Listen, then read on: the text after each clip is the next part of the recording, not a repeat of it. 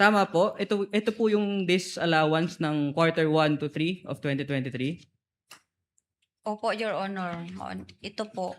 At ito pong notice of disallowance na to, tama po ba na in-issue ito ng Commission on Audit noong March 31, 2026?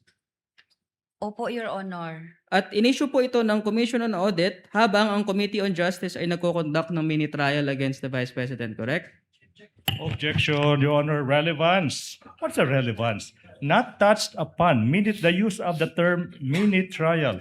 That's one. Number two, not touched upon during direct examination. The rules are more restrictive when it comes to cross-examination of an adverse witness. Exhibit A is the line of question of the defense. Kindly reform, counsel. I will not sustain the objection. Neither will I overrule it. Just kindly reform, counsel, so that we can proceed. We will reform, Your Honor.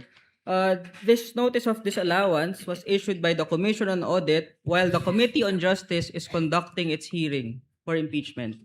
Correct? Di ko maalala, Hindi Your niya Honor. Pero na-receive nyo po itong notice of disallowance noong April 8, 2026. Tama po ba? Yes, Your Honor. May signature po ako dito na na-receive ko po April 8, 2026.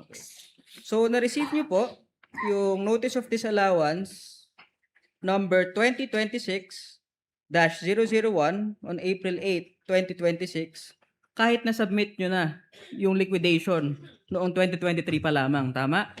Yes, Your Honor. At this is in the middle of the Committee on Justice hearings, correct? Di kasi ako nakikinig sa TV at saka sa radio, Your Honor, kung mga about balita-balita, Your Honor.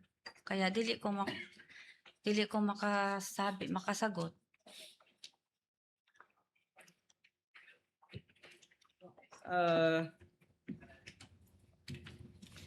Ma'am Gina, kaya po ba paulit-ulit ang sagot nyo kanina? Kasi paulit-ulit lang rin po yung tanong sa inyo. Objection, that's vague. I withdraw, Vague. Your Honor. Withdraw. Vague. Nice try. Vague. I withdraw the question, Your Honor. You should. So withdrawn. Nice try.